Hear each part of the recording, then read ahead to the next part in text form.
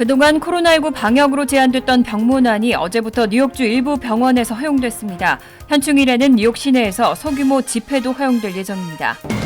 한인들도 많이 거주하고 있는 플러싱에서 코로나19 피해가 심각한 것으로 집계됐습니다. 뉴욕시에서 코로나19 사망률이 세 번째로 높았습니다.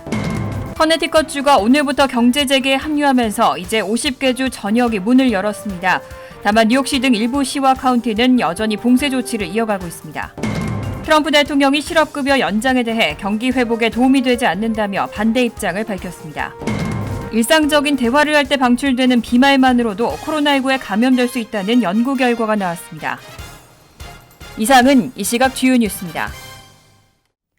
시청자 여러분 안녕하십니까? KBN 뉴스입니다. 오늘 오후 4시 기준 미 전역의 코로나19 누적 확진자는 어제보다 14,023명 늘어난 158만 4,606명, 사망자는 974명이 늘어 94,507명입니다. 이 가운데 뉴욕의 확진자는 183명이 늘어 36만 2,813명, 사망자는 15명이 늘어난 2만 8,648명, 뉴저지 확진자는 492명이 늘어나 15만 1,506명, 사망자는 195명이 늘어 1,786명으로 집계됐습니다. 첫 번째 소식입니다. 그동안 코로나19 방역으로 제한됐던 병문안이 어제부터 뉴욕주 일부 병원에서 허용됐습니다. 또 현충일에는 뉴욕 시내에서 소규모 집회도 허용될 예정입니다. 다만 뉴욕시 일대 공립학교 학생 17만 7,700여 명은 여름 내내 원격 수업을 계속합니다. 앤드류 쿠오모 주지사는 19일 앞으로 뉴욕주의 일부 병원에 대해 입원 환자들의 병문안을 허용한다고 밝혔습니다. 이에 따라 뉴욕주 안의 16개 종합병원에서는 그동안 코로나19 방역 때문에 제한됐던 환자들에 대한 문병이 허용될 예정입니다. 다만 이번 병문안 허용은 2주일 동안의 시험 프로그램 운영으로 한시적인 조치입니다. 또 문병객들은 반드시 발열 체크 등 코로나19 감염 여부의 검사를 받아야 하고 마스크 등 보호장구를 착용해야 합니다. 이번 문병에 참가하는 병원 중 9개는 뉴욕 시내에 위치해 있고 나머지 7개는 주 전체에 흩어져 있습니다. 한편 쿠오모 주지사는 또 매년 5월의 네 번째 월요일인 미국의 현충일 공휴일을 맞아 그동안의 집회 금지령을 최고 10명까지의 소규모 집회를 허용하는 쪽으로 완화한다고 밝혔습니다. 각종 기념식도 10명 이내의 인원만 참석이 허용되지만 각 지역 행정기관에 따라 어느 정도 재량권이 허용됩니다. 하지만 뉴욕주 각 학교의 휴교는 이번 여름이 끝날 때까지 연장됩니다. 빌 드블라지오 시장은 특히 공립학교 학생 17만 7,700여 명은 여름까지 원격 수업을 해야 한다고 발표했습니다. 9월 신학기가 돼서야 등교가 허용될 전망입니다. 한인들도 많이 거주하고 있는 플러싱에서 코로나19 피해가 심각한 것으로 집계됐습니다. 다운타운 플러싱 지역을 포함한 우편번호 11354 지역은 뉴욕시에서 코로나19 사망률이 세 번째로 높았습니다. 우편번호 11368 퀸즈 지역은 뉴욕 시내에서 확진자가 가장 많았습니다. 18일 뉴욕시 보건국이 발표한 우편번호별 코로나19 피해 통계 자료에 따르면 우편번호 11354 지역은 인구 10만 명당 사망률이 434.09명으로 집계됐습니다. 플러싱을 포함한 이 지역은 브루클린의 이스트 뉴욕 612명, 퀸즈 라커웨이 445명에 이어 뉴욕시에서 세 번째로 높은 수치를 기록했습니다. 이 지역의 총 사망자는 241명, 총 확진자는 1,110명으로 집계됐고 10만 명당 확진자 비율은 1,999.34명이었습니다. 플러싱의 우편번호 11355 지역의 경우는 총 사망자 135명, 총 확진자 1,190명을 기록했고 11358 지역은 총 사망자 33명, 총 확진자 530명으로 집계됐습니다. 따라서 플러싱 지역의 총 사망자는 409명, 총 확진자는 2,830명입니다.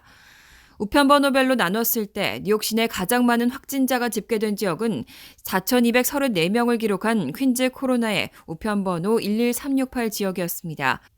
인구 10만 명당 가장 많은 확진자를 기록한 지역도 퀸즈 코로나의 11369 지역으로 4,125명이 확진 판정을 받았고 브롱스 10469 3,956명, 엘머스트 11370 지역은 3,901명 순으로 뒤를 이었습니다.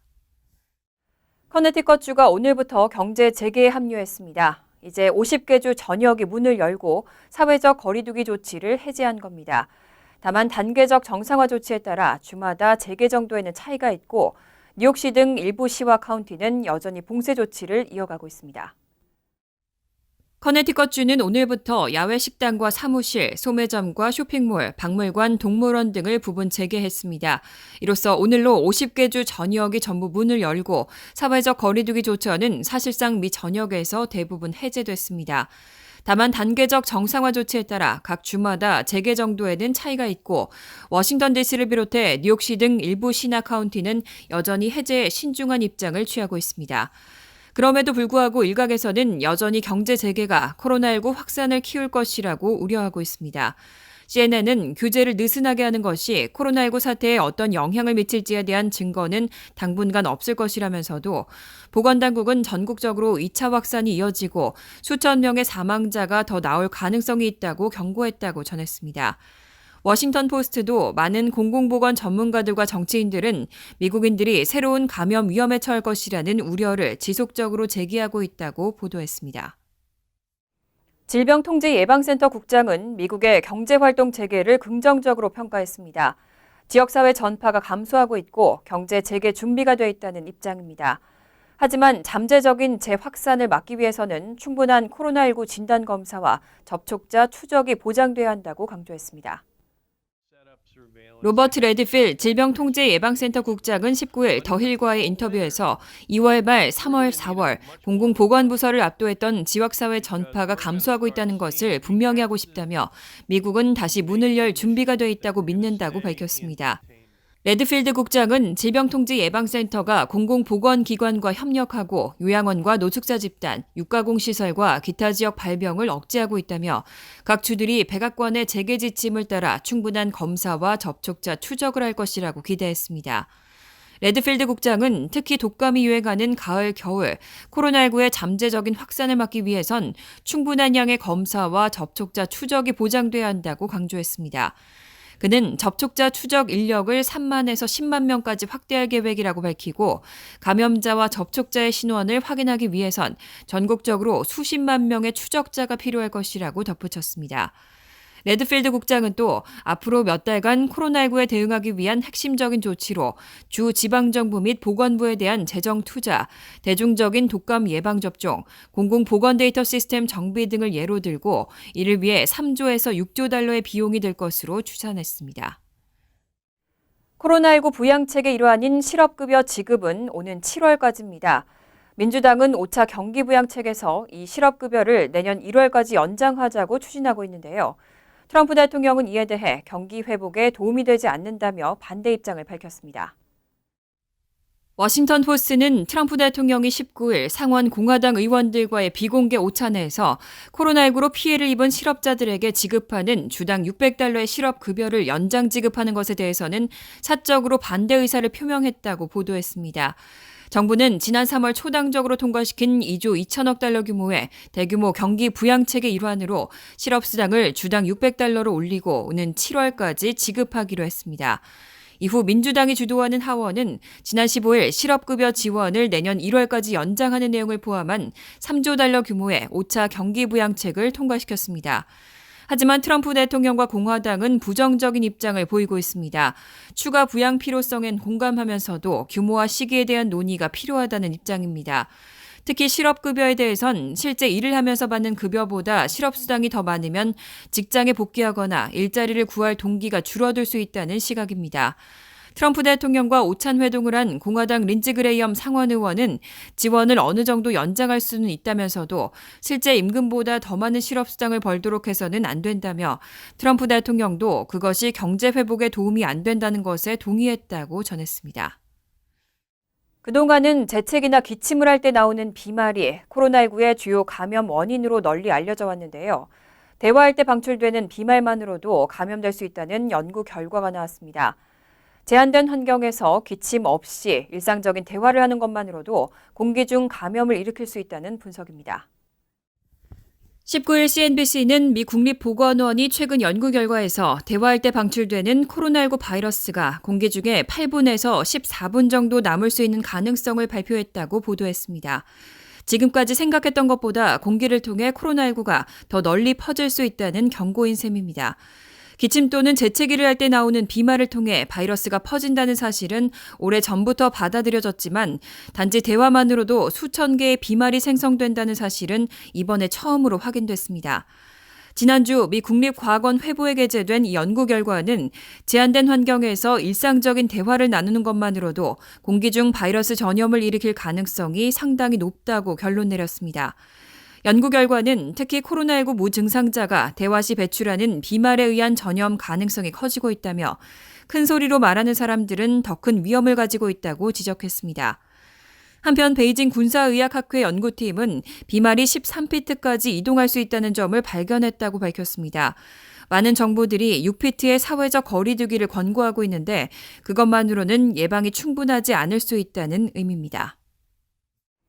코로나19 백신 후보 물질에 대한 초기 임상 실험에 성공했다는 바이오 기업 모더나의 발표가 신빙성이 떨어진다는 분석이 나왔습니다. 모더나 측은 상세 데이터 없이 성명으로만 1차 임상에서 항체 형성에 성공했다고 밝혔습니다. 수치 근거가 없기 때문에 가능성을 평가하기에는 부족하다는 게 전문가들의 평가입니다. 미국 의학 전문 매체 스텔트 뉴스는 19일 많은 백신 전문가들은 모더나가 내놓은 자료가 코로나19 백신 가능성을 평가하기에 부족하다는 평가를 하고 있다고 보도했습니다. 앞서 18일 모더나는 사람을 대상으로 한 1단계 실험에서 대상자 45명 전부 항체가 형성됐다고 밝힌 바 있습니다. 후보 물질을 세 그룹으로 나눠 2번씩 투여한 결과 가장 적은 양이 주사된 그룹에서도 코로나19 완치자와 비슷한 수준의 항체가 형성됐다는 내용입니다. 이 중 최소한 8명은 바이러스를 무력화하는 중화 항체를 형성했다고 발표했습니다. 하지만 스텔프 뉴스는 모더나가 공개한 자료는 데이터가 아니라 말이라며 수치 근거가 부족하다고 지적했습니다. 또 모더나는 8명에게 중화 항체가 생겼다고 발표했지만 나머지 37명 시험자의 결과는 알 수 없습니다. 중화 항체가 검출된 8명의 구체적인 나이가 나오지 않은 점도 문제입니다. 이 밖에 중화 항체가 2차 주사 2주 만에 채취한 혈액에서 나왔다는 데도 의문이 제기됐습니다. 존스홉킨스 대학의 한 백신 연구원은 너무 초기 단계 결과라며 이 항체들이 오래 갈지 여부는 알 수 없다고 전했습니다. 아울러 모더나가 과학학술지에 해당 자료를 공개하지 않고 성명으로 발표한 만큼 과학계에서 자신감 있어 보이는 방식은 아니라는 분석입니다. 의사들이 코로나19와 관련한 어린이 괴질이 의심되면 즉시 조치를 취하라고 당부했습니다. 많은 어린이 환자들에게서는 심장 손상이 확인됐습니다. 특히 대부분의 케이스에서 기저질환 등 부모가 미리 경계할 만한 특징적인 요인이 있지도 않았습니다. 의사들은 각별한 주의를 기울여야 한다고 조언했습니다. CNN은 질병통제예방센터가 19일 주최한 회의에서 의사들은 코로나19 합병증인 어린이 괴질, 즉 아동 다발성 염증 증후군을 앓는 많은 어린이들이 심장에 손상을 입었고 즉각적인 조치가 필요하다는 것이 명백해지고 있다고 경고했다고 보도했습니다. 이들은 이 질병의 증상이 코로나19의 전형적인 증상과 같지 않고 대부분 복통과 구토, 발열과 발진 등이 있을 수 있다면서 증상이 보이면 즉시 조치를 취해야 하고 입원해야 할 수도 있다고 덧붙였습니다. 전문가들은 많은 어린이 환자들이 코로나19 음성 판정을 받았고 감염 증상이 없었던 것처럼 보였는데도 불구하고 코로나19와의 연관성은 점점 더 입증되고 있는 것으로 보고 있습니다. 괴질은 코로나19 감염 후 2주에서 6주 후 발병하는 것으로 추정되고 있고 아주 건강했던 어린이들에게도 영향을 미칩니다. 뉴욕 노스웰 헬스 소아 중환자실의 제임스 슈나이더 박사는 놀라울 정도로 눈에 띄는 사실은 이 집단 아이들의 절반 정도가 이미 관상 동맥 이상 문제를 갖고 있다는 것이라고 밝혔습니다. 또 아마도 코로나19 바이러스에 대한 면역 반응이 지연된 데서 유발된 것으로 보인다고 분석했습니다. 20일 희망재단이 뉴저지 한인회와 협력하고 한인 동포 지원을 확대합니다. 20일 희망재단은 지금까지 400여 명의 한인 동포들을 지원했습니다. 앞으로도 뉴저지와 커네티컷, 델라웨어 등 한인 동포 지원을 확대해 나갈 방침이라고 밝혔습니다. 20일 희망재단이 뉴저지 한인회와 손잡고 뉴저지 한인 동포 지원을 확대합니다. 20일 희망재단은 어제 뉴저지 한인회관에서 공동으로 캠페인을 약속하고 기금 전달 행사를 개최했습니다. 뉴저지 한인회 손한익 회장은 그동안 20일 희망재단이 서류 미비 한인 지원에 앞장서 왔다며 앞으로 함께하게 돼 기쁘게 생각한다고 밝히고 정부로부터 받은 기금 $1,200를 재단에 전달했습니다.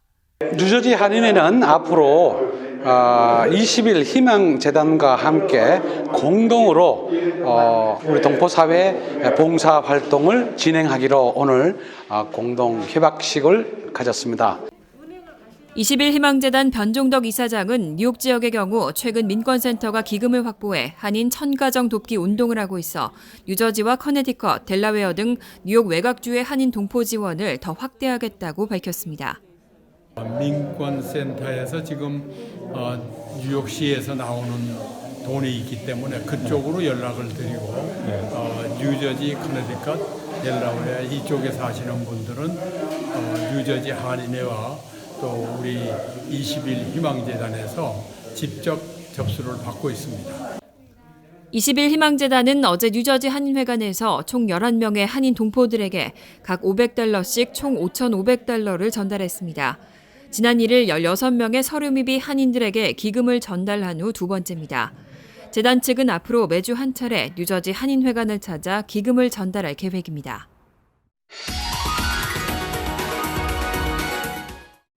이어서 LA 지역 한인사회 소식입니다. LA 카운티에서 코로나19 항체를 보유한 비율이 전체 인구 4.6%로 추정되고 있습니다. 실제 카운티 내 인구수에 적용하면 약 36만 7천여 명이 코로나19에 감염됐다가 회복됐다는 의미입니다. LA 카운티 보건국과 USC 대학이 지난 10일부터 14일 사이 LA 카운티 주민 863명을 무작위로 검사한 결과 전체 성인 4.6%가 코로나19 항체를 보유한 것으로 추산됐습니다. 오차 범위를 고려하면 최소 카운티 주민의 2.5%에서 7%가 코로나 바이러스 항체를 보유 중인 셈입니다.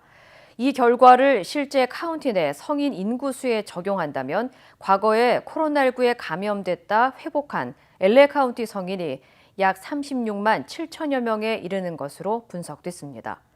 연구진은 LA 카운티 내의 실질적인 확진자 수가 현재 보건국에 보고된 사례보다 높지만 집단 면역에 도달하기까지는 아직 갈 길이 멀다고 설명했습니다. 전문가들은 코로나19의 집단 면역을 위해 필요한 항체 보유자 비율을 60% 정도로 보고 있습니다.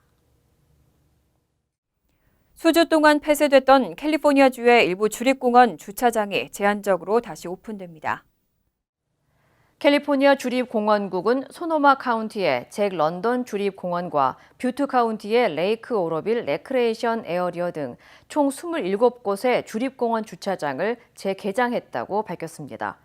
이외에도 헌팅턴 비치와 볼사치카 비치, 크리스탈 코브 비치 등 오렌지 카운티의 일부 주립 해변 주차장도 재개장한 것으로 전해졌습니다. 캘리포니아 주립공원국 대변인은 너무 많은 사람이 한꺼번에 몰려들 경우 공원 이용 등을 다시 제한할 수 있다며 주민들은 반드시 코로나19 예방 수칙을 지켜줄 것을 당부했습니다. 간추린 소식입니다. 미국과 캐나다가 코로나19 확산을 막기 위한 국경 폐쇄 협정을 다음 달 21일까지 연장하기로 합의했습니다. 양국은 지난 3월 18일부터 국경 폐쇄를 발표한 뒤 지난달 한 차례 연장한 바 있습니다. 19일 AP통신에 따르면 주스틴 트루도 캐나다 총리는 브리핑에서 국경이 취약지대이기 때문에 협정이 30일간 추가 연장될 것이라면서 이 조치가 양국 사람들을 안전하게 지켜줄 것이라고 말했습니다. 트럼프 대통령도 국경 폐쇄 연장을 확인했습니다. 뉴저지주 차량국이 각종 인허가와 갱신 업무 만기일을 다시 2개월 연장하기로 했습니다. 수풀턴 국장은 18일 오는 31일까지 재발급을 받도록 정해져 있는 운전면허증과 비운전자 신분증, 차량 등록증과 임시 번호판, 차량 검사 등 각종 인허가 업무의 재발급 만기일을 7월 31일까지 2달 연장한다고 발표했습니다. 또 6월 30일이 만기일인 각종 인허가는 8월 31일로, 7월 31일로 만기일이 정해져 있는 인허가는 9월 30일로 역시 2달간 늦춰집니다. 이민세관 단속국은 74세 한국인 남성이 17일 캘리포니아주 이민자 구치소에서 스스로 목숨을 끊었다고 밝히고 사고 경위를 조사 중이라고 발표했습니다. 해당 남성은 2013년 6월 캘리포니아 고등법원에서 살인 미수 혐의로 징역 10년을 선고받고 복역한 뒤 지난 2월 21일 강제 추방 절차를 받기 위해 이민 단속국 구치소에 수감됐습니다. ABC 뉴스는 그가 코로나19 감염 위험을 이유로 보석을 청구했지만 기각된 이후 극단적인 선택을 했다고 보도했습니다. 존슨앤존슨이 북미에서 바람 논란이 일어난 텔크 기반 베이비 파우더 판매를 종료하기로 했습니다. 존슨앤존슨 활성분 파우더는 사측이 위험성을 알고도 발암물질인 성면에 오염된 활성분을 제품에 사용했다며 수천 건의 소송에 휘말려 있습니다. 다만 이번 판매 중단은 북미만 대상으로 하고 북미 외 지역에서는 활성분 기반 베이비 파우더가 계속 판매될 예정입니다. 옥수수 전분으로 만든 제품은 계속 생산됩니다. 환율과 증권 소식입니다.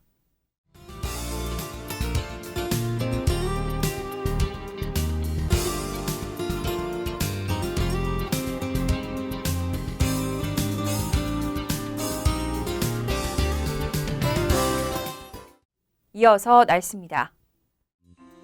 목요일은 대체로 화창하겠습니다. 낮 최고 기온은 66도, 섭씨 19도, 밤 최저 기온은 52도, 섭씨 11도로 예상됩니다. 금요일은 점차 구름이 많아지다가 늦은 오후부터는 천둥 번개와 소나기 올 가능성도 있겠습니다.